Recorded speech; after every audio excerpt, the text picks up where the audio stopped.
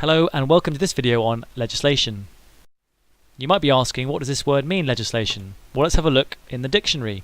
The dictionary tells us that legislation is the act of making or enacting laws, or is a law or body of laws that have been enacted. So in this video we're going to be looking at the impact of laws on businesses. Now, most laws that companies have to follow have been set either here by these guys in the government or by these guys in the European Commission. In this video we're going to look at the impact of these laws, which groups of laws companies have to follow. In particular, consumer protection, employee protection law and competition law. Let's get started with consumer protection. Consumer protection laws are trying to prevent what's happening to this poor chap on the right hand side. So consumer protection laws protect the consumer from firms with regards to the quality of goods or services sold. So firms have to follow these laws. For example, the Consumer Rights Act, a recently passed law, states that goods must be as described, fit for purpose and of a satisfactory quality. You can't sell dangerous products. The Trade Descriptions Act is a similar type of act. The descriptions that firm must publish, for example on a website, can't be in any way misleading as to what the actual product is. The Consumer Protection Act says that businesses are liable, can be sued or taken to court for any costs occurred as a result of faulty or damaged products. So if you sell a faulty electrical product, someone electrocutes themselves, then the business is liable for that. It also states prices quoted must be correct and not misleading. So one of the benefits of the Consumer Rights Act is hopefully less of this stuff. The government have passed a law saying there should be less small print that businesses take because it's unreasonable for customers to be able to follow it all. Here's an example of where the government have found a company guilty of not fairly advertising their prices. The price listed was not actually the price that was paid for in the end. Let's move on to employee protection. Employee protection is trying to prevent some of these unfortunate things happening on the right hand side. Safeguarding employees' rights within the workplace, and there are two broad categories here. The first is to do with people's individual employment, and the second is to do with industrial relations, which is relating to groups of workers. Let's start off by looking at individual labour law. What sort of laws apply to businesses? Well, the first one is the Equal Pay Act. You can't pay people of different sexes different rates for the same work. The Sex Discrimination Act. You can't discriminate, maybe fire someone based on gender. The Race Relations Act. You couldn't promote someone over another person based on the colour of their skin.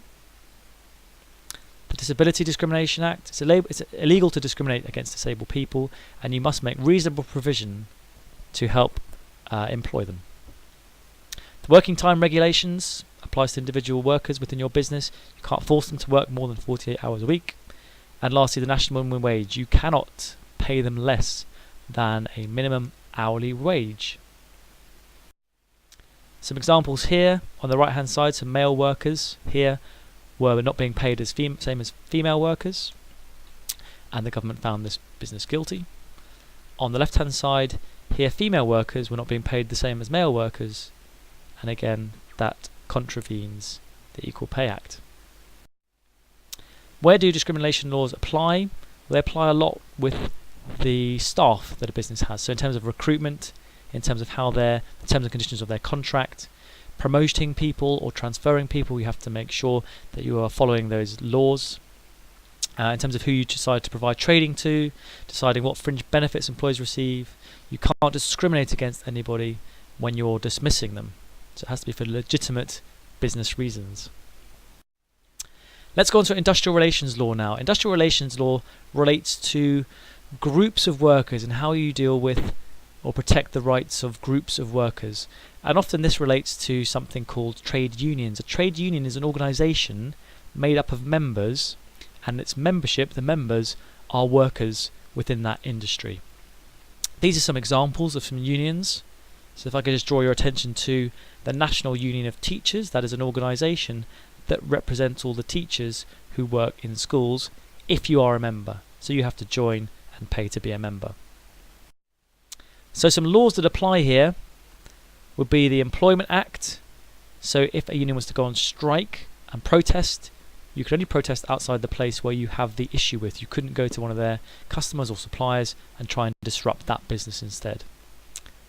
Trade Union Act. A union must ask their members whether they want to go out on strike through a secret vote before strike action can actually be agreed upon and take place. Workers cannot all belong to a single union. There must be a variety of unions to join. The Trade Union Reform Act. Unions must give employees at least 7 days' notice of industrial action. And the Employment Relations Act. If more than 50% of the workplace belong to a union, the employer should recognise that union and consider their demands. At the moment, there is a lot of talk about whether trade union law should be updated and changed, so that's one to look up. Let's move on to environmental protection, the third out of our 5 areas of law. These laws help to ensure firms do not have a negative impact on the environment. The first one is the Environmental Protection Act. Firms must improve the control of pollution arising from industrial and other processes, so you just can't pump out dirty soot into the atmosphere and poison everyone's lungs. The law states that it's the firm's responsibility to control that pollution. The Environment Act, if a firm does make any damage, oh no, we've poisoned the Gulf of Mexico, then they must clean up any contaminated sites that they own. The Act also established the Environment Agency, and they are a group within the government who are there to oversee environmental protection.